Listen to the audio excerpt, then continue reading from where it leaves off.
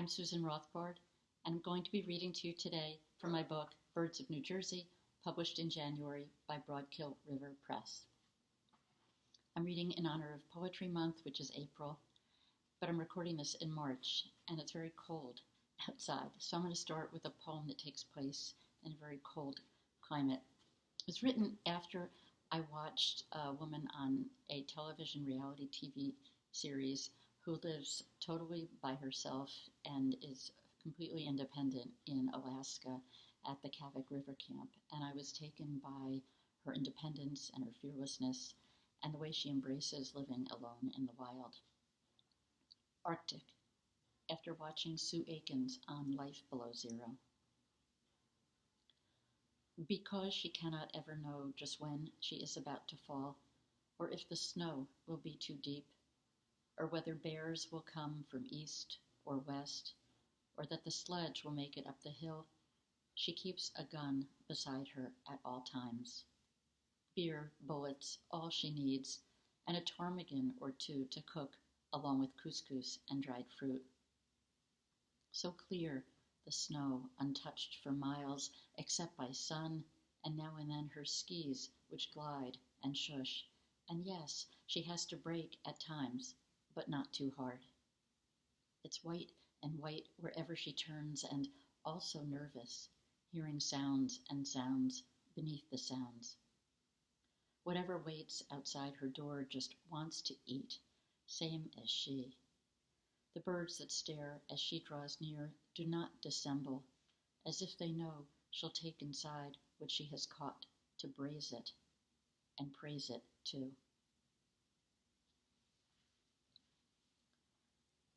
This next poem is about a more domestic animal and takes place in a more domestic suburban area. If you don't have a dog, you can leave for the city at 6 a.m. and maybe you won't make it home until the next morning when, if it's September, you might see a yellow bus stop to load up children wearing packs on their backs. And you'll worry how someone on a motorcycle can stop if he comes around a corner too fast. The thought leaves a bad taste in your mouth, reminds you how tired you are, how last night the book kept slipping from your hands as you tried to stay awake, waiting up for your son, who you worried would not walk through the door. Instead, the phone will ring, and you'll hear a low voice saying something you don't want to hear. This is how fear worms itself into your life no matter what you do, except when you're with the dog, who's happy to bring the same orange ball to your feet in any kind of weather. This should be enough. Think of all the people who don't have dogs, how they ride the train home, coming back late, the cars ablaze with fluorescence, the tunnel leading out of the station so dark that all they see when they turn to the windows are their own faces staring back.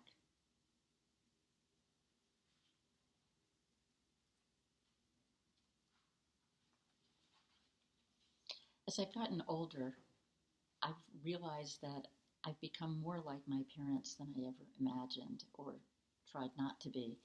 And one of the things I've realized is that my children look at me the same way that I looked at my parents, and can't go back in time. But this is about that. Florida oranges.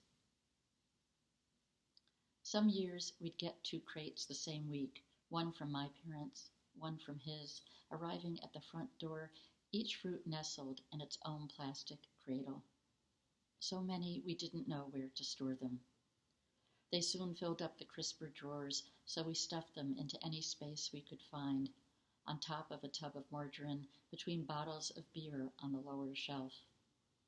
By the time we were through, the refrigerator blazed with orange, and every time we opened the door, always the chance one would slip and the others would follow like disobedient children, roll off their shelves and drop helter-skelter onto the floor. So many the gifts became a nuisance, like the phone calls on Sundays asking us to visit. Years later, we opened the refrigerator door to our own empty spaces. Remember our haste to finish the oranges, break them apart or squeeze them into juice. Get rid of them before they turned bad.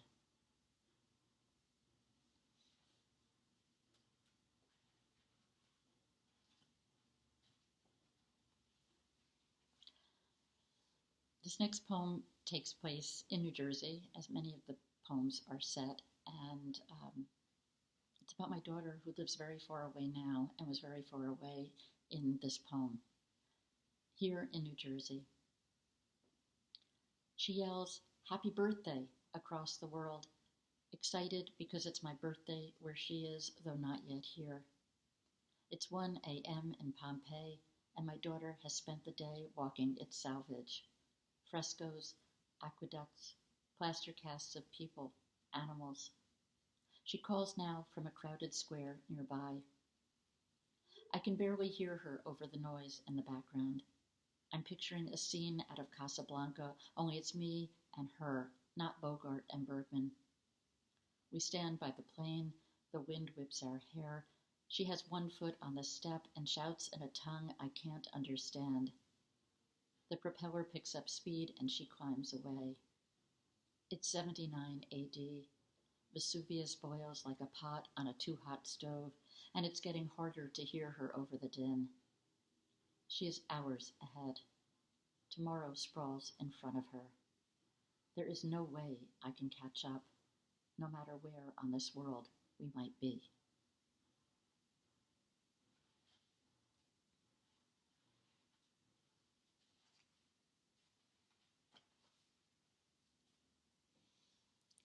This next poem is about swimming, which is a hobby I took up for my back, which was bothering me, always bothering me, and a number of years ago, and I'm missing it quite a bit now that I haven't been able to swim inside for over a year.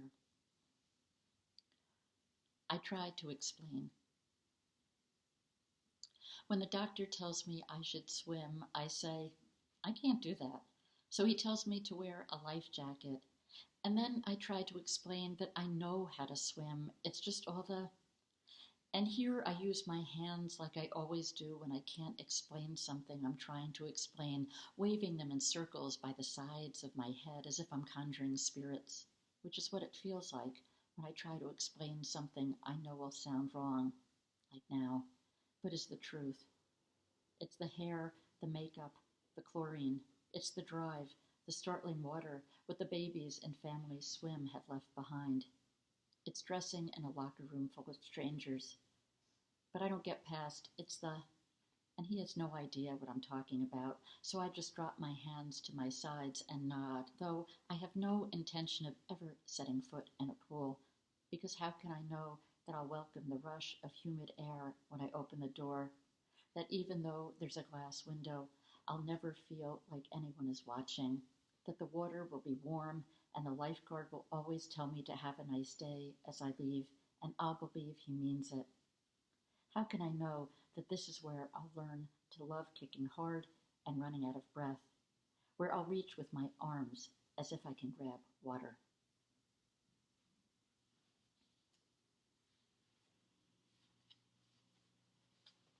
And I'm going to end with a little poem that I wrote when we were still living in our old house, and we had new neighbors move in. They were very nice. But the new neighbors. At first, we hated them for being new, siding, windows, evergreens, their youth, while our porch crumbled and the ash trees died. When they invited us to their barbecue and sat us with their parents, we hated them even more. Their children, too, the bikes and scooters that littered the lawn, the school bus making us late.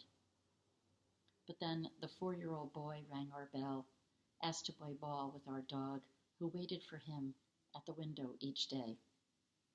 So we let them stay. Thank you very much for listening. It's been a pleasure to read from my book, Birds of New Jersey, and I wish you a very happy rest of your Poetry Month.